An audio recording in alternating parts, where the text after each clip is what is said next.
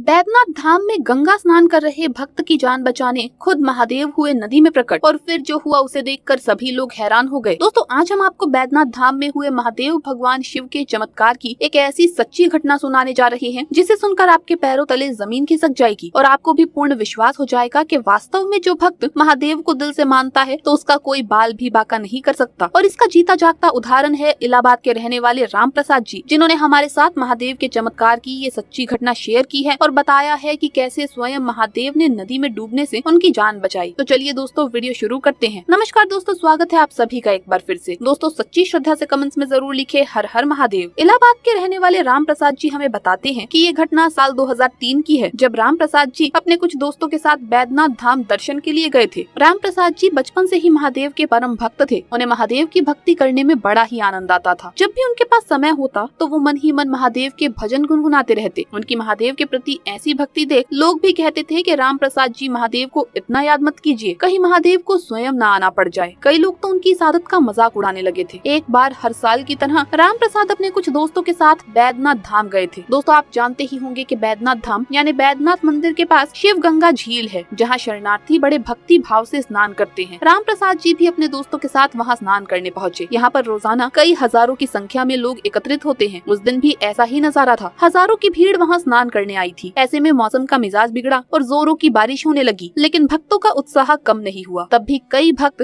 घाट पर स्नान करने के लिए खड़े रहे। उनमें से एक राम प्रसाद भी थे। वो महादेव के परम भक्त थे और बिना स्नान किए वापस घर नहीं जाना चाहते थे। देखते ही देखते बारिश अधिक हो गई और नदी का पानी खतरे के निशान से काफी ऊपर आ गया। ऐसे में सुरक्षा कर्मियों को वहाँ से लोगों को हटाने के आदेश दिए गए। जब ये बात राम प्रसाद जी ने सुनी तो उन्होंने मन में ठान लिया, चाहे कुछ भी हो जाए वो यहाँ से बिना स्नान किए नहीं जाएंगे। इसके बाद जैसे ही सुरक्षा कर्मी लोगों को हटाने लगे तो राम प्रसाद तेजी से झील में कूद गए और डुबकियां लगाने लगे। दोस्तों तभी अचानक से झील का बहाव और भी ज्यादा बढ़ गया और राम प्रसाद जी का संतुलन गड़बड़ा गया और वो झील के साथ बहते हुए कुछ दूरी पर चले गए। उसे बहते देख लोगों के बीच अफरा तफरी मच गई और लोग चीखने चिल्लाने लगे। वहीं राम प्रसाद भी झील के उस उफान को देखकर काफी घबरा गए और मन ही मन महादेव से विनती करने लगे कि हे महादेव मुझे बचा लो। और मन ही मन हर हर महादेव जय महादेव कहते हुए राम प्रसाद खुद को संभाल रहे थे। दोस्तों देखते ही देखते वो झील की गहराई में डूबने लगे। अचानक से एक सुरक्षा कर्मी उसकी जान बचाने के लिए आया और राम प्रसाद को अपनी पीठ पर बैठाकर तैरते हुए घाट के पास सही सलामत ले गया। जैसे ही राम प्रसाद को उसने किनारे पर छोड़ा तो कई सुरक्षा कर्मी और अन्य लोग वहाँ पर आ गए। फिर वहाँ मौजूद लोगों ने पूछा आपको किसने बचाया है। जैसे ही राम प्रसाद ने उस सुरक्षा कर्मी का धन्यवाद करने के लिए उसकी तरफ देखा तो वहाँ पर कोई नहीं था। उसने वहाँ मौजूद अन्य सुरक्षा कर्मियों से पूछा कि आपकी टीम के एक व्यक्ति ने मेरी जान बचाई है, कृपया आप मुझे उनसे मिलवा दीजिए। तब सुरक्षा कर्मियों के इंचार्ज ने कहा कि हमारी टीम में से कोई भी नदी के अंदर नहीं कूदा, बल्कि हम लोग तो घाट से बाहर ही सबको दूर करके सुरक्षित स्थान पर पहुंचा रहे थे। आपको जरूर गलतफहमी हुई है। पुलिस वालों की बात सुनकर राम प्रसाद जी हैरान हो गए और सोचने लगे कि आखिर वो कौन था जिसने मुझे झील की खतरनाक लहरों से बचाया है। राम प्रसाद जी इसी बात को सोचते सोचते एक साधु के पास बैठ गए। राम प्रसाद को देख उस साधु ने पूछा बच्चा तो इतना परेशान क्यों है। तब राम प्रसाद जी ने उस साधु को बताया कि बाबा मैं इस बात से परेशान हूँ कि मैं झील में स्नान कर रहा था और अचानक से झील में डूबने लगा और मेरी बेहोशी की हालत होने लगी। तभी वहाँ एक पुलिस कर्मी आता है और मुझे झील के किनारे छोड़ गायब हो जाता है। बाबा पता नहीं वो कौन था। वहाँ मौजूद सभी भक्तजन मुझसे कहने लगे कि ये तेरा वहम है, तुझे लहरों ने झील के किनारे फेंक दिया था। ये बातें सुन वो साधु समझ गया कि वो कोई और नहीं बल्कि स्वयं महादेव थे। तब उस साधु ने राम प्रसाद जी से कहा बेटा घर जाओ और महादेव का धन्यवाद करो, उनकी पूजा करो। महादेव की असीम कृपा तुझ पर बनी हुई है, तेरा कोई बाल भी बाका नहीं कर सकता। साधु की ये बात सुन राम प्रसाद जी अपने घर पहुँचे और महादेव का दिल से धन्यवाद किया और गरीबों को जरूरत की चीजें भी दान की। दोस्तों अभी तक आपने एक नागिन को ही अपने नाक के मरने का बदला लेते हुए देखा होगा, क्योंकि कहा जाता है कि नागिन एक क्षण भी अपने नाक के बिना नहीं रह पाती। नाग की मौत के बाद नागिन नाग का बदला लेती है और फिर बाद में खुद मर जाती है। परंतु ग्वालियर के एक गांव में एक अनोखी सी सच्ची घटना सामने आई, जहां एक नाग के ऊपर ट्रक चढ़ने की वजह से उसकी मौत हो गई और फिर उसकी प्रेमिका नागिन ने जो गांव वालों के साथ किया उसे जिसने भी सुना डर से कांप गया। वीडियो शुरू करने से पहले दोस्तों एक बार सच्ची श्रद्धा से कमेंट बॉक्स में हर हर महादेव अवश्य लिखें। दोस्तों देवों के देव महादेव के लिए एक लाइक तो जरूर बनता है। दोस्तों ये घटना है ग्वालियर गांव में रहने वाले दो भाई सुरेश और राम की। सुरेश और राम किसी काम से दूसरे गांव गए थे। उनका खुद का ट्रक था। जब वो घर की तरफ ट्रक से वापस आ रहे थे तो रोड पर अचानक एक नाग आ गया। क्योंकि ट्रक स्पीड में था तो पता ही नहीं चला कि कब नाग गाड़ी के नीचे आ गया। नाग की वहीं मौके पर मौत हो गई। कुछ देर बाद नाग के मृत शरीर के पास एक नागिन आई और काफी देर तक उसके शरीर के आसपास ही घूमती रही। दोनों भाइयों को पता ही नहीं चला कि उन्होंने एक नाग को मार डाला है।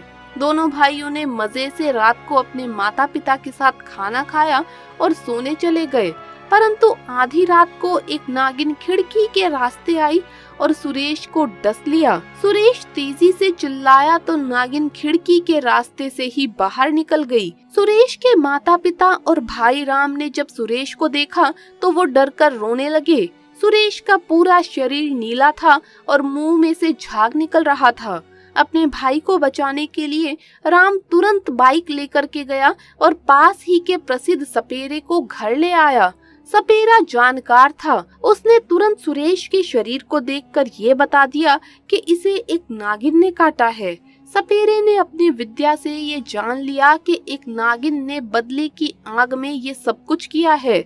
वो सपेरा राम और उसके माता पिता को बोलता है कि आपका ये लड़का सुरेश तो अब कब का शरीर को त्याग चुका है, अब किसी भी हालत में उसे जिंदा नहीं किया जा सकता, परंतु आपके दूसरे बेटे राम को भी जान का बड़ा खतरा है, क्योंकि इन्होंने एक नाग की हत्या की है और उसकी नागिन आपके दोनों बेटों को मारना चाहती है और एक को मारने में वो सफल भी हो गई है।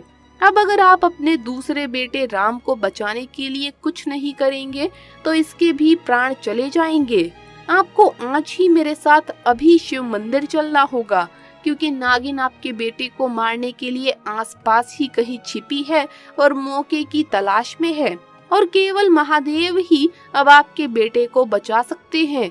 ये सब सुन राम के माता पिता के तो होश ही उड़ गए। अभी एक जवान बेटा मरा और दूसरे बेटे के प्राणों का खतरा। उन्होंने वैसा ही किया जैसा उस सपेरे ने कहा। वो शिव मंदिर पहुँचे। सपेरे ने राम से कहा कि महामृत्युंजय मंत्र का जोर जोर से 108 बार तुम्हें जप करना है, और वो सपेरा खुद राम के माँ बाप के साथ शिव मंदिर में ही कहीं छिप गया। भगवान शिव की प्रतिमा के सामने राम महामृत्युंजय मंत्र का जाप जोर जोर से करने लगा। तभी ही शिव मंदिर पर वो नागिन राम को मारने आ गई। जैसे ही वो राम को डसने वाली थी तभी अचानक से बिजली कड़कती है और नागिन के पूरे शरीर में आग लग जाती है और वो भस्म हो जाती है। महादेव शिव ने राम की जान बचा ली थी। सपेरा और राम के माँ बाप ये सब देख रहे थे। जब राम का 108 महामृत्युंजय मंत्र का जाप पूरा हुआ तो उन्होंने उसे सारी घटना सुनाई तो वो हैरान रह गया।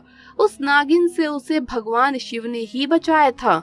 सभी ने महादेव को प्रणाम किया और राम को एक सबक भी मिल गया कि गाड़ी चलाते समय हमें सावधान जरूर रहना चाहिए, कहीं हमारी लापरवाही की वजह से किसी बेजुबान मासूम की जान न चली जाए।